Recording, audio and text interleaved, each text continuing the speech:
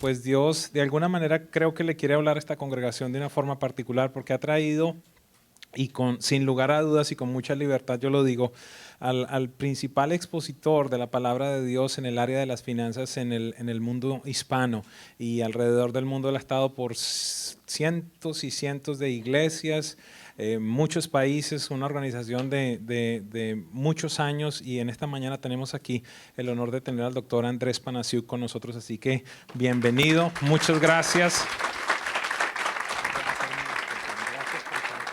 Un honor. ¿Qué tal? Muy buenos días. Qué lindo de verles de nuevo, ¿eh?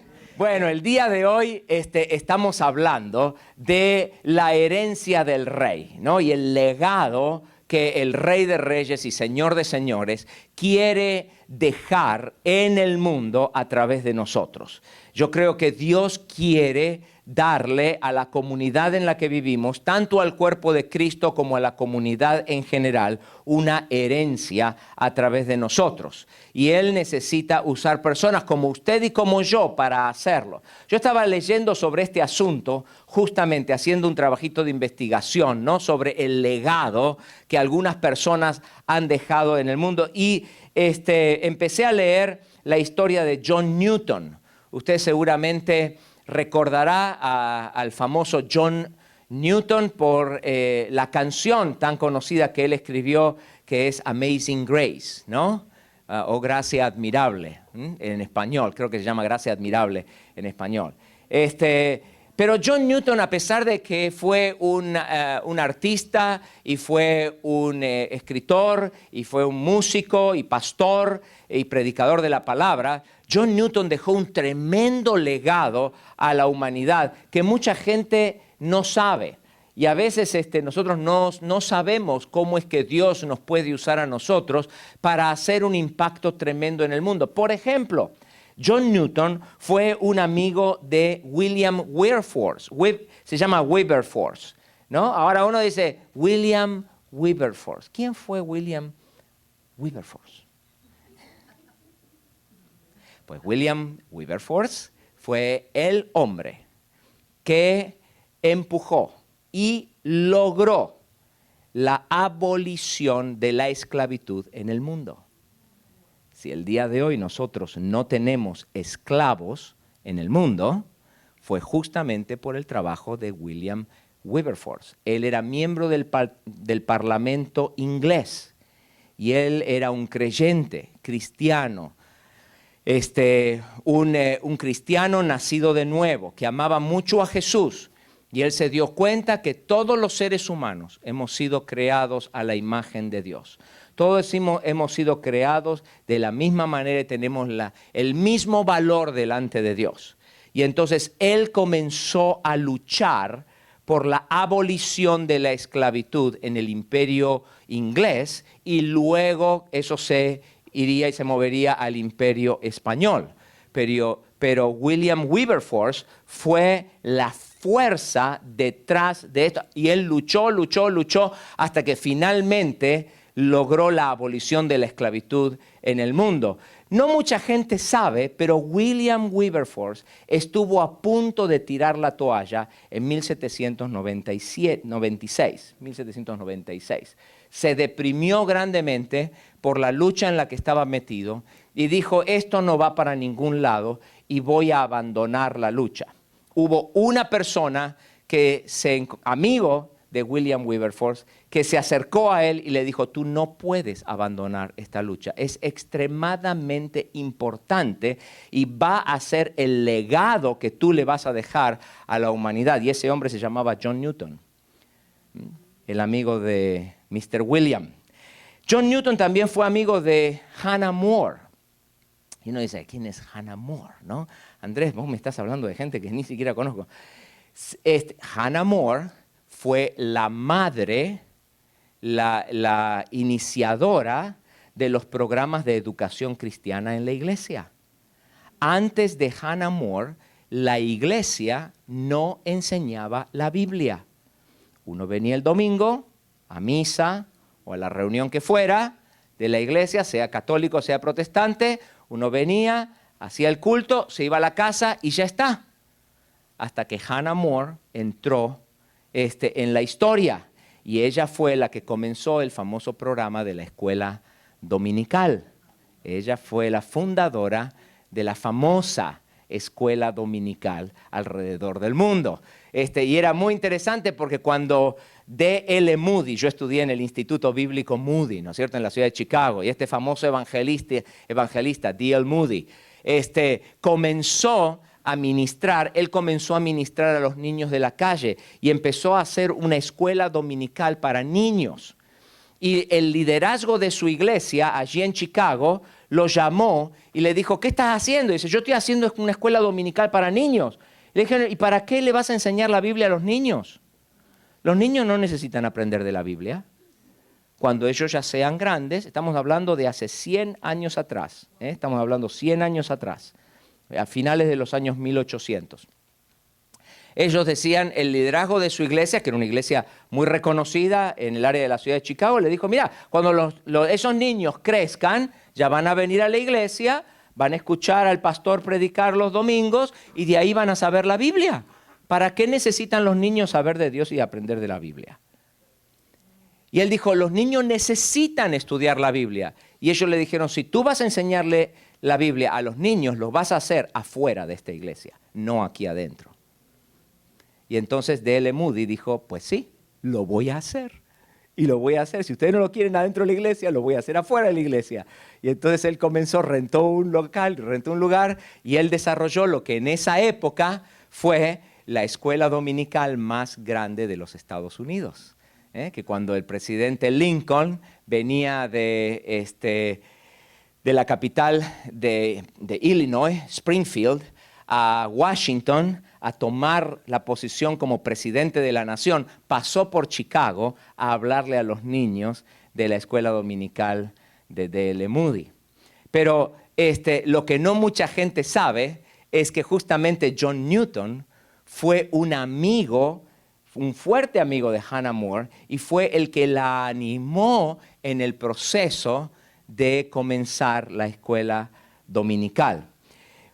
John Newton también se sentaba regularmente a desayunar con un joven que tenía sueños de misionero. Y de vez en cuando se sentaban y Newton le animaba a él a orar y a considerar irse al campo misionero. Ese joven se llamó William Carey. Y William Carey fue un famosísimo misionero a la India y fue el padre de las misiones modernas. Cuando usted piensa en misioneros y usted piensa en gente que está afuera, en el exterior, sirviendo al Señor, usted está pensando en el tipo de misiones que William Carey fue el que fundó. Y yo soy un resultado de ese tipo de trabajo misionero, ¿no? Yo crecí en una iglesia bilingüe, bicultural, así como usted está asistiendo a una iglesia bicultural aquí en Miami. Usted está asistiendo a una iglesia de habla hispana en un país que habla inglés. Yo asistía a una iglesia rusa en un país que hablaba español. Entonces, en mi iglesia, todos los domingos a la mañana, había 2, a veces 3 predicaciones en ruso.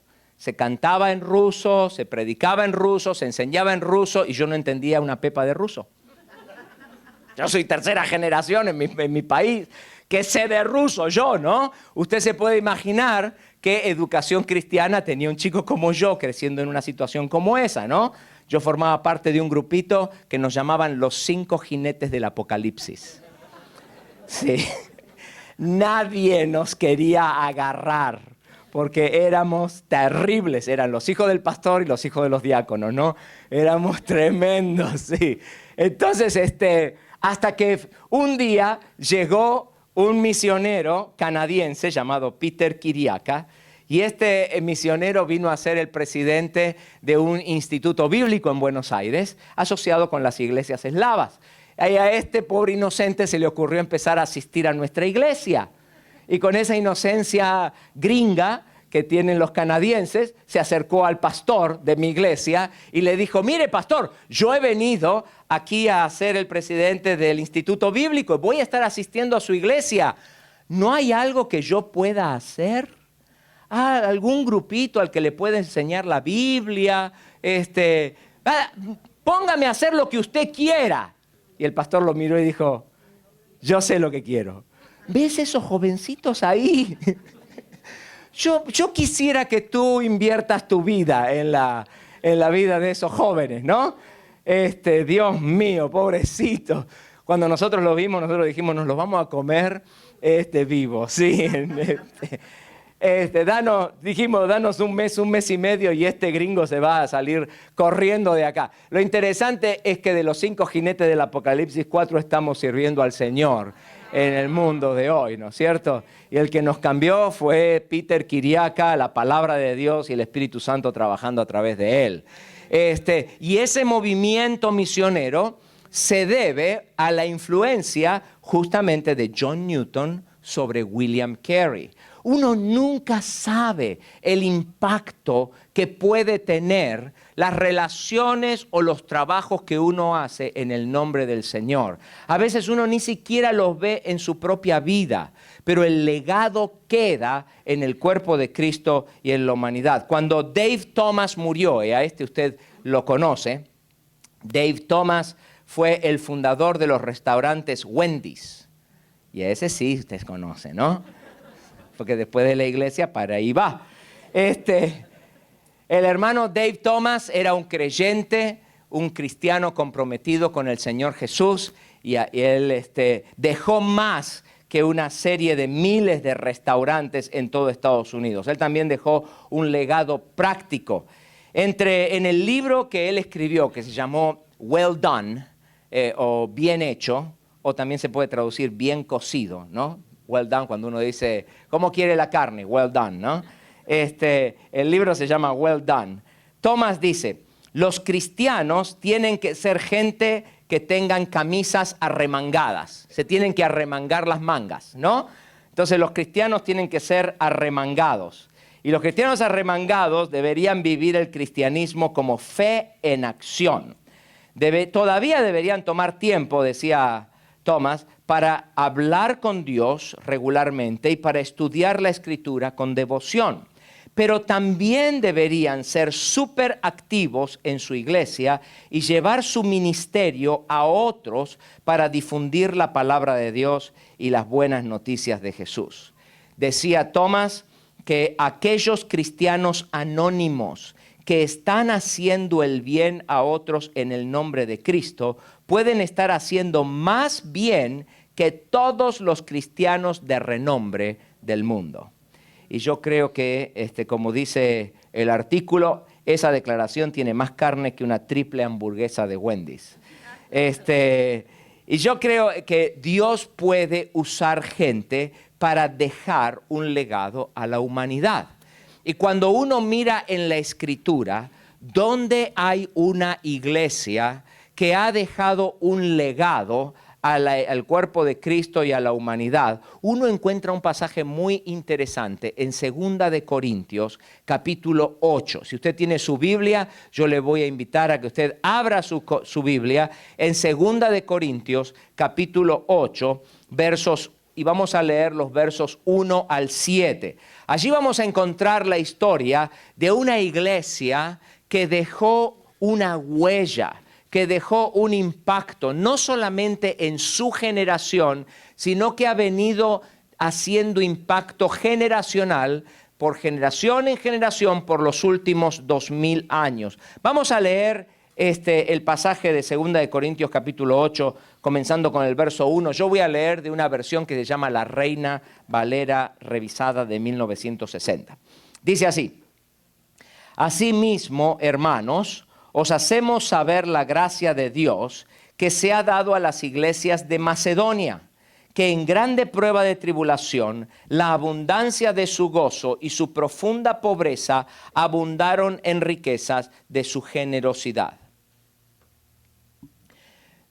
Pues doy testimonio de que con agrado, ¿dónde ando?, han dado conforme a sus fuerzas y aún más allá de sus fuerzas, pidiéndonos con muchos ruegos que les concediésemos el privilegio de participar en este servicio para los santos. Y no como lo esperábamos, sino que asimismo se dieron primeramente al Señor y luego a nosotros por la voluntad de Dios. De manera que exhortamos a Tito para que tal como comenzó antes, así mismo acabe también entre vosotros esta obra de gracia. Por tanto, como en todo abundáis en fe, en palabra, en ciencia, en toda solicitud y en vuestro amor para con nosotros, abundad también en esta gracia.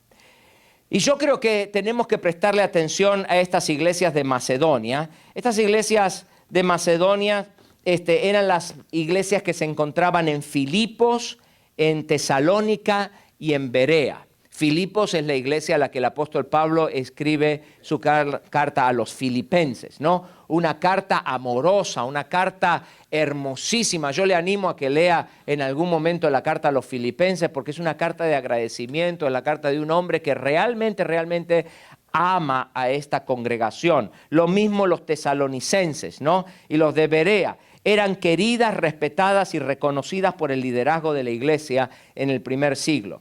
Eran iglesias comprometidas, eran iglesias perseguidas, eran iglesias sufrientes y altamente generosas. Su bendición y su gracia sobre ellas eran de tal manera que su ejemplo ha quedado guardado en las palabras de las Escrituras para toda la eternidad. Estas son iglesias que vale la pena imitar. Son iglesias en las que Dios puede dejar un legado, un impacto, una herencia en el cuerpo de Cristo y en la comunidad por los años por venir. Y yo quisiera rápidamente, porque el tiempo ha avanzado, tomar 3 ideas de este pasaje que acabamos de leer. En primer lugar, el rey puede dejar un legado si sus ciudadanos tienen un carácter generoso. El rey puede dejar un legado si los ciudadanos tienen un carácter generoso. Fíjense ustedes en el verso 1 y 2, dice que las iglesias de Macedonia abundaron en riquezas de su generosidad. Dice al final del verso 2, ¿no? Las iglesias de Macedonia abundaron en riquezas de su generosidad. Cuando uno es generoso, siempre va a encontrar la manera de dar. Cuando uno es tacaño, siempre va a encontrar una excusa para no dar. Sí, tiene que ver con nuestro carácter, tiene que ver con el carácter de la persona. Yo tengo unos amigos que conozco desde ya hace muchos años. Ella es nicaragüense, él es americano.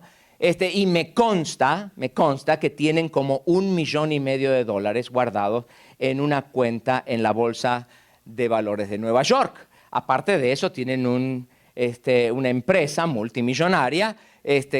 Pero acabo de verlos hace algunas semanitas atrás y los fui a visitar porque mi esposa y yo en realidad somos misioneros, ¿no? Mucha gente piensa, el doctor Panasiuk, fundador del Instituto para la Cultura Financiera, debe tener $millones guardados en alguna cuenta suiza, ¿no? Nada más lejos de la verdad.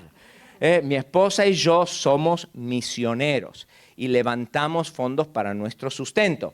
Nosotros no tomamos un salario del Instituto para la Cultura Financiera, al contrario, somos sus principales donantes, ¿no? Y la forma en la que nos sustentamos es que hablamos con amigos, parientes, iglesias, gente que nos apoya en forma regular, entre ellos hasta mi suegra, mire usted. Hasta para que vea lo bien que me trata la suegra. Ahí de vez en cuando nos manda $25 para que podamos vivir. Y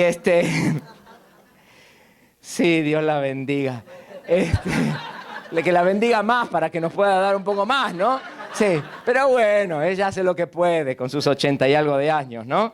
Entonces, como vivimos así de eso, de las ofrendas de los hermanos, entonces fui a ver a estos amigos, a contarles, ¿no es cierto?, de que a pesar de que estábamos en México y estamos haciendo un proyecto misionero ahí en Morelia, el hecho que no nos vieran no quería decir que no comiéramos, ¿no? Todavía comemos, todavía nos vestimos, necesitamos. Entonces me fui a verlos. Llego allá y mire usted, estoy ahí sentado en su casa, que es una mansión, que está en el hoyo número 8, 9, por ahí, de un campo de golf, ¿no? Y si usted se hubiera sentado conmigo a escucharlo, usted hubiera pensado que esta persona vivía en Calcuta, ¿no? o una cosa por el estilo. Porque me estaba contando y se le caían los... No, Andrés, tú no te imaginas las dificultades que estamos teniendo. No sé cómo vamos a hacer para llegar al final del mes. ¡Puc! Una pelotita de golf, ¿no? ¡Pshuu! Para acá, ¿no? Alguien está jugando al golf ahí afuera. Ah, sí, estás pasando por un momento difícil. Terrible. No sé si vamos a comer el día de mañana. ¡Paf! La otra pelotita de golf por allá, ¿no?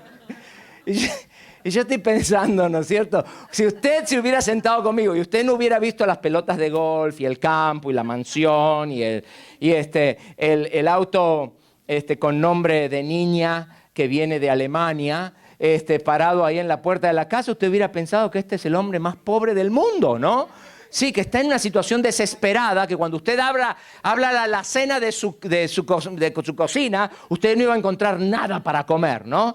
Pero bueno, así ocurre con lo mismo, ¿no? Me dice, no, yo sé que mis parientes están allá en Nicaragua, siempre me piden plata, están con tanta necesidad, pero no podemos ayudarles, porque no tenemos nada que podamos hacer por ellos, ¿no? ¡Paf! La pelotita de golf.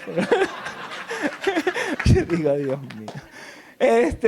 Pero bueno, cuando uno es tacaño, ¿no?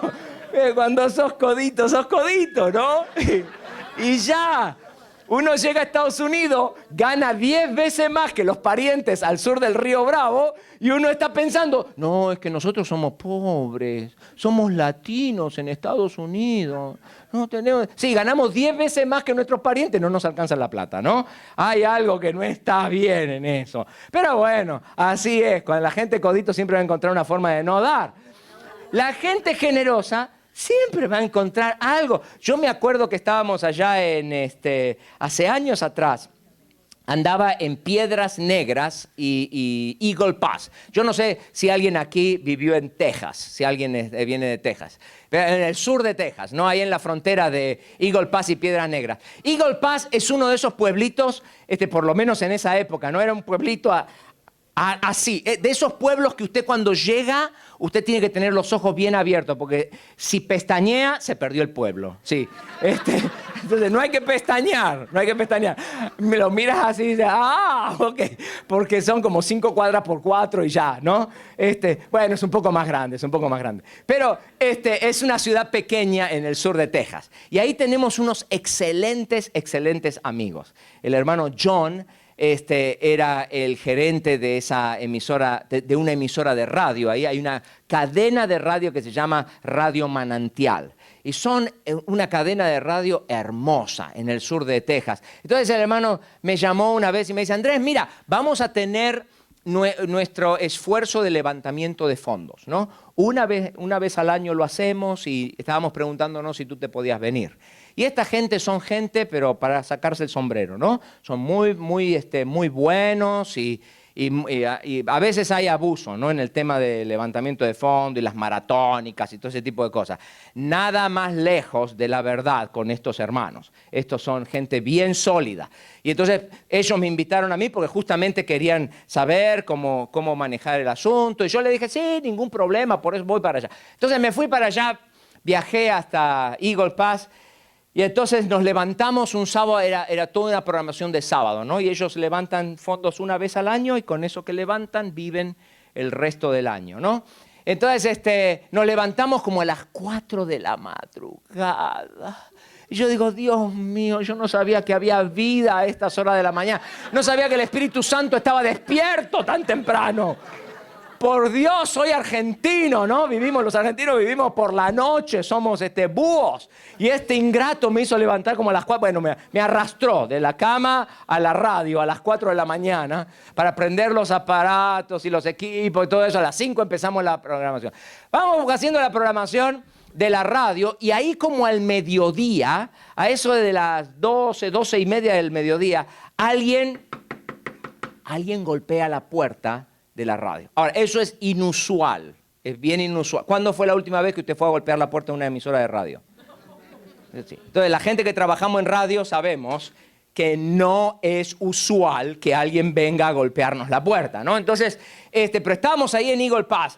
Ese lugar Eagle Pass, Piedras Negras, esa zona del sur de Texas, norte de México, es lo más parecido al Hades que hay sobre la tierra. Hace un calorón, un calor pero de locos, ¿no? La gente es muy linda, las ciudades muy bonitas, pero un calor que parece el infierno, Dios mío.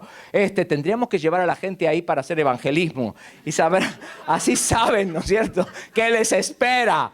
Hace 50 grados en la sombra, es una cosa increíble, ¿no? Entonces, llegamos ahí, justo era el verano, hacía un calor terrible y era el mediodía y el sol pegaba y alguien golpea la puerta y decimos, pero ¿quién está afuera, no? Además de los alacranes y un par de, qué sé yo, víboras y eso, ¿quién está ahí afuera, no?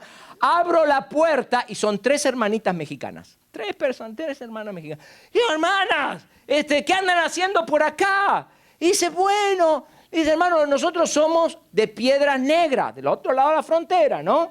Somos de allá y somos creyentes, amamos a Jesús y somos vecinas. Y escuchamos esta mañana de que ustedes están en la maratón y que están haciendo una maratón, ¿no? Y están levantando fondos para la radio. Sí, hermana, estamos levantando fondos para la radio. Entonces dice, bueno, empezamos a hablar entre nosotras, ¿qué podemos hacer? Porque dinero no tenemos para dar. Pero estábamos pensando qué podíamos dar. Y en la conversación nos dimos cuenta de que ustedes han estado en el aire como desde las 5 de la mañana. Y digo, sí, cierto. Y dice, seguramente no comieron. Entonces pensamos, ¿por qué no le hacemos unos taquitos y se los llevamos? Y ahí las hermanas entonces hicieron unos taquitos, lo pusieron en una canasta, ¿no? Y mire usted, con ese sol terrible, caminaron de su casa al puente como 1 kilómetro. Y después el puente habría que cruzarlo como otro kilómetro, ¿no? Y después del puente hasta la radio, un 3er kilómetro. Y caminaron todo eso las hermanas con su basket, ¿no? Con su canasta para traernos los tacos, ¿no? Y yo lo miré y yo me sentí indigno. Honestamente, me sentí como David, ¿no? ¿Se acuerda la historia de David, ¿no? Que se sintió indigno. Yo iba a derramar esos tacos delante de la presencia del Señor, pero dije, la verdad que tengo hambre. Si me perdona, Señor, me los voy a comer. Puedo aprovecharlo mejor, ¿no? Entonces, nos lo comimos. Esos tacos fueron los mejores tacos que yo he comido en mi vida. Todavía me acuerdo, son como 8 o 10 años. Todavía me acuerdo de los tacos de las hermanas estas de Piedras Negras. No sé si era que las hermanas lo habían hecho a mí o que yo tenía un hambre de locos, ¿no? No he desayunado. Pero yo dije, ¿no? Yo pensé en ese momento, alguien que tiene un corazón generoso siempre va a encontrar una manera de dar, de compartir, ¿no? De ser solidario con los demás. Alguien que es un tacaño siempre va a encontrar una excusa por la cual no puede hacer nada por los demás. Entonces, así ocurría con estos hermanos allí en Macedonia, ¿no? La viuda, por ejemplo, ¿se acuerda de la viuda en el templo cuando Jesús dijo, miren, así quiero que ustedes den? ¿Se acuerdan? Que él apuntó a una viuda. ¿Cuánto dio la viuda? 2 blancas. ¿Qué eran qué? Todo. Era todo lo que tenía, ¿no? Fíjese usted, la viuda tenía todas las excusas del mundo para no dar. Todas, las tenía todas. Porque número 1 era un 0 a la izquierda en esa sociedad. Estaba viuda. Número 2 era pobre, era una viuda pobre, ¿no? Entonces la ley de Israel le permitía a una viuda pobre y abandonada el subir las escaleras del templo, extender su mano y pedir. Pero esta viuda, pobre y abandonada, subió las escaleras del templo, extendió su mano y ¿qué hizo? Dio. ¿Sabe por qué dio la viuda? La viuda dio porque tenía de dónde dar.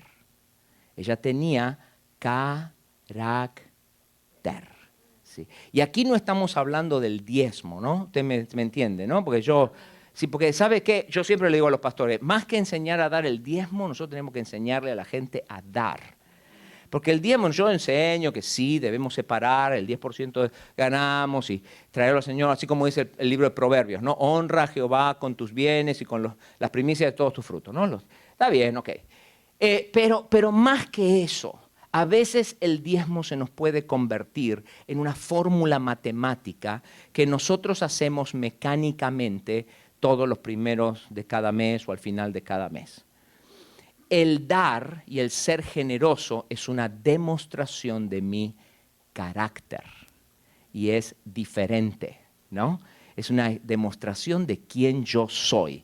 Y la gente de Macedonia, los hermanos de Macedonia, eran generosos, tenían generosidad en el corazón. Fíjese usted que los macedonios dieron a pesar de sus tribulaciones. Dicen que estaban metidos en tribulaciones. Los macedonios dieron a pesar de su profunda pobreza. Ellos dieron y lo dieron como un privilegio. Dice el verso 3, el verso 4, nos pidieron con muchos ruegos que les concediésemos el privilegio de participar. Ellos vieron el dar como un privilegio para ellos, ¿no? Para servir al Señor. Y dieron con profundo gozo en su corazón. Yo creo que Dios va a usar a Presencia Viva en los años por venir para dejar un legado, una herencia al sur de la Florida. Nosotros vamos a necesitar tener miembros de esta iglesia, participantes, gente que sean parte de este cuerpo, que tienen un corazón generoso, así como los macedonios, ¿no? Que están dispuestos a dar de sí mismo tiempo, esfuerzo, capacidades personales y también recursos económicos. Cuando nosotros damos, nosotros imitamos el carácter de Dios en nuestras vidas. Dios de tanto amó al mundo que ¿qué hizo? Dio. Dios nos amó tanto que Él nos dio. Ahora, cuando Él nos dio, Él no nos dio un ángel ahí que le sobraba de algún lugar, en algún lugar del universo. No, Él tomó lo mejor, de lo mejor que Él tenía. Él nos dio a su propio Hijo por amor. Y si nosotros amamos al Señor Jesús, vamos a hacer lo mismo con Él, en respuesta a su amor para nosotros. No porque nos sentimos presionados, no porque nadie nos empuja, nos presiona, nos manipula, que de eso hay mucho el día de hoy. Pero no estamos hablando de manipulación, estamos hablando de carácter. Estamos hablando de alguien y una iglesia en la que los miembros de la iglesia, aquellos que son participantes de la iglesia, tienen un carácter generoso que imita al carácter de su Padre, que refleja el carácter de nuestro Padre Celestial. Número 2, un rey puede dejar un legado, el Rey de Reyes puede dejar un legado a través de nosotros si los ciudadanos del reino dan más allá de las expectativas. Si los ciudadanos dan más allá de las expectativas. Fíjese usted que en el verso 3 dice, en el verso 5 en realidad, dice, y no como lo esperábamos, sino que primero se dieron al Señor y luego a nosotros por voluntad de Dios. Los macedonios dieron, pero dieron más allá de lo que el apóstol Pablo estaba esperando de ellos. Y eso es muy interesante porque ahora viene la pregunta, ¿cómo es que nosotros podemos dar más allá de nuestras fuerzas? ¿Cómo podemos dar más allá de lo que se espera de nosotros? ¿Cómo yo puedo dar más allá de mis propias fuerzas? La única manera de poder dar más allá de nuestras propias fuerzas es por una intervención milagrosa de Dios en nuestras vidas. Cuando nosotros damos, para que nosotros podamos dar más allá de lo que nosotros podemos dar, debe haber una intervención divina en nuestras vidas. Entonces, yo sé que ustedes van en las semanas y meses por venir, van a estar levantando fondos porque la iglesia necesita un espacio más grande, un lugar nuevo, más espacio para poder continuar creciendo. Cuando llegue el momento, yo no sé cuándo, cuando llegue el momento de hacer el levantamiento de fondos para ese nuevo edificio, ese lugar donde ustedes van a ir y van a crecer, déjeme compartir lo que mi esposa y yo hacemos. Hace ya casi 20 años que hacemos esto. Lo que hacemos es que, mirando al ejemplo de los macedonios, nosotros le decimos al Señor Jesús, Señor Jesús, nosotros queremos dar más allá de nuestras fuerzas. Queremos dar más allá de lo que nosotros podemos dar. Entonces, por favor, ¿podrías proveernos a nosotros de forma inesperada y milagrosa recursos económicos que nosotros podamos usar para invertir en este proyecto o en aquel proyecto? De esa manera vamos a poder dar más allá de nuestras propias fuerzas. Nosotros vamos a llegar hasta por acá, pero queremos llegar hasta por acá. Y como queremos llegar hasta por acá, esta diferencia la tienes que hacer tú. Y entonces tú puedes pedirle a Dios que Él te provea a ti recursos inesperados, de fuentes que ni siquiera sabes de dónde van a venir, para que tú las puedas invertir en el reino. Y cuando eso viene, tú sabes que es de Dios, porque se lo pediste y Él te está respondiendo. Y cuando llega ese dinero, tú dices, esta es la plata que el Señor quiere que yo invierta en este proyecto. Y entonces no hay una cuestión de que estamos haciendo promesas que no podemos cumplir y estamos haciendo alguna locura. El otro día me enteré que un pastor en Chile le dijo a su congregación, miren, vayan a su tarjeta de crédito y pongan $10,000 en cada tarjeta de crédito. Traigan ese dinero aquí a la iglesia, porque como Dios le va a devolver el doble, le va a devolver para pagar la tarjeta de crédito y todavía para tener $10,000 más. ¿Qué cree que pasó? Terminamos con una congregación toda endeudada, ¿no? En dolor. Gente que se fue de esa iglesia, gente que después me pusieron en contacto conmigo por los desastres. Yo siempre digo, ¿desde cuándo Dios necesitó pedir plata para hacer su voluntad?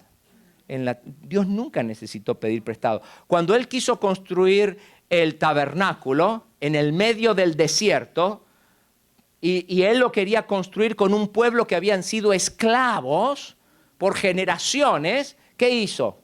En la medida que este pueblo de esclavos iba saliendo de Egipto, Dios los llenó de dinero. Y ellos no sabían por qué los egipcios les estaban dando plata, ¿no?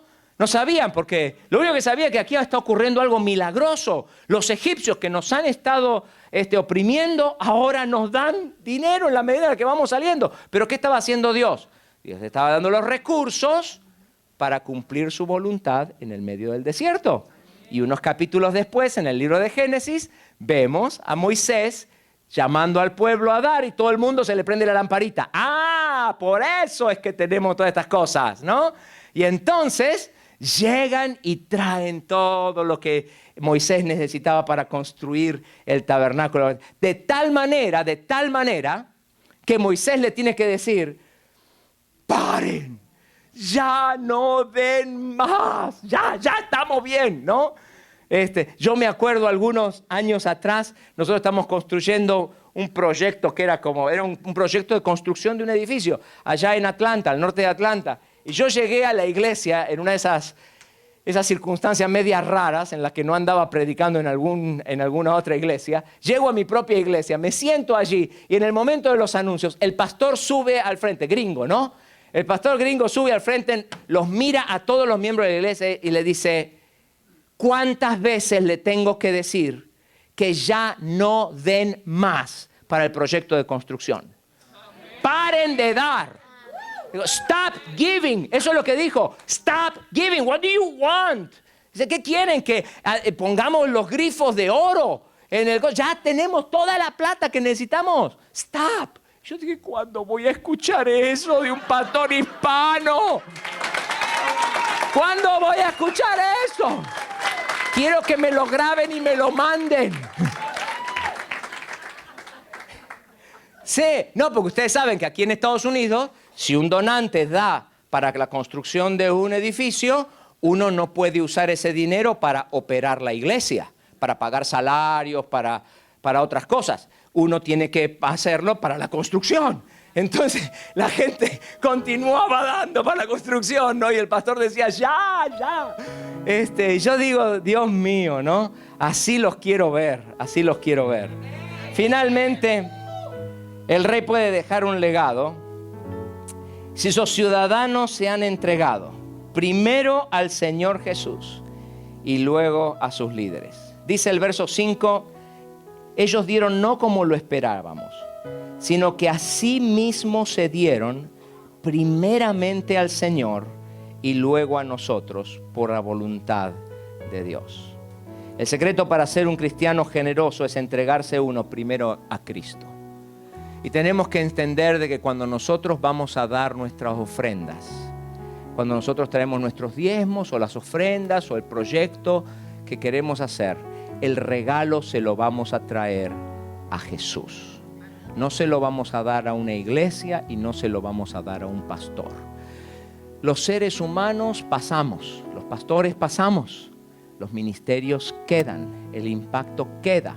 Yo fui el pastor de una iglesia en la ciudad de Chicago, en el que el pastor fundador lideró la iglesia por muchos años, pero después tuvo un llamado a irse de misionero a la República Dominicana. Y luego hubo otro pastor, y luego vine yo y estuve allí como por 5 años. Y ahora tiene un excelente pastor también, pues ya por muchos años. Y los pastores venimos y vamos, nadie debería dar una ofrenda para su pastor, porque el pastor lo quiere o porque el pastor me presiona, porque no, Señor.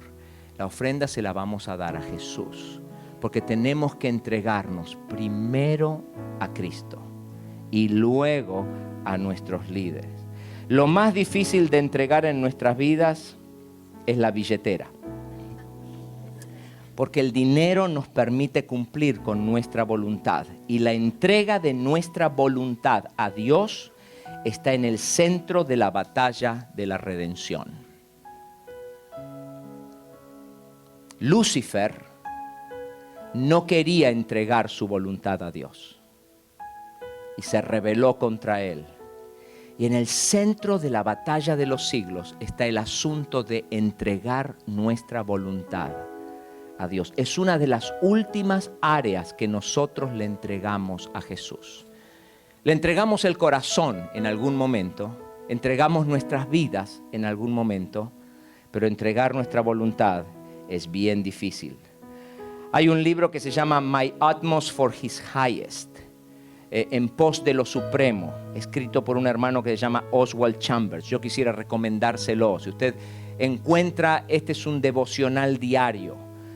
Yo se lo recomiendo. Oswald Chambers, en pos de lo supremo. Úselo un año. Ahora viene el 2015. Póngase como meta leerlo todos los días. Es un pequeño devocional para cada día. Le va a cambiar la vida, le va a revolucionar la vida. Dice Oswald Chambers en pos de lo supremo, dice lo siguiente: la entrega de nuestra voluntad no es la sumisión de la vida externa, sino la subordinación de la voluntad. Cuando eso ha sido hecho, todo ha sido hecho. Existen muy pocas crisis en la vida. Sin embargo, la gran crisis es la entrega de nuestra propia voluntad. Jim Elliot, el famoso misionero que dejó su vida en el Ecuador,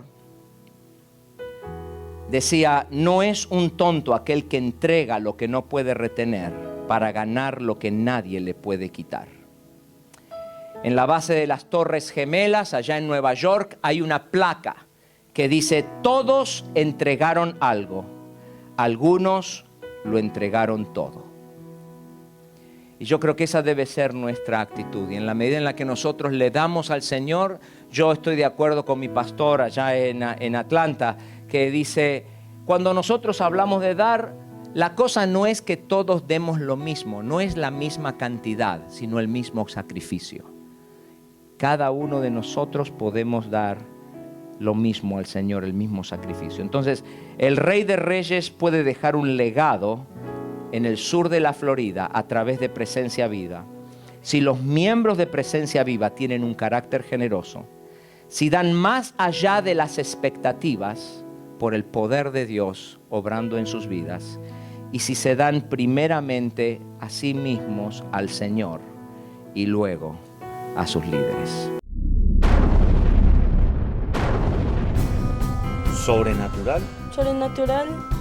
Mis padres estaban a punto de separarse, pero gracias a Dios somos una familia. Sobrenatural es haber sido diagnosticada con leucemia hace 24 años y poder estar viva en este momento para disfrutar de mi hija y de mis nietos. Somos alegres. No estoy sola en presencia viva. Hacemos las cosas con excelencia. Gente de familia.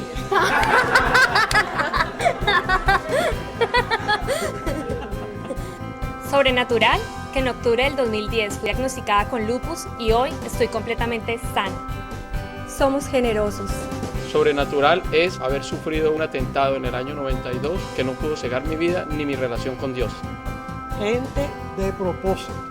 Somos adoradores. Somos emprendedores. Tenemos mentalidad generacional. Somos soñadores. En Presencia Viva hay un lugar para todos. Aquí en Presencia Viva jugamos, hacemos amigos, encontramos amor, le damos gracias a Dios, cantamos, somos familia y lo más importante, conocemos a Jesús. En Presencia Viva somos apasionados. Nuestro propósito es entrenar y capacitar a las futuras generaciones para que sus vidas honren a Dios.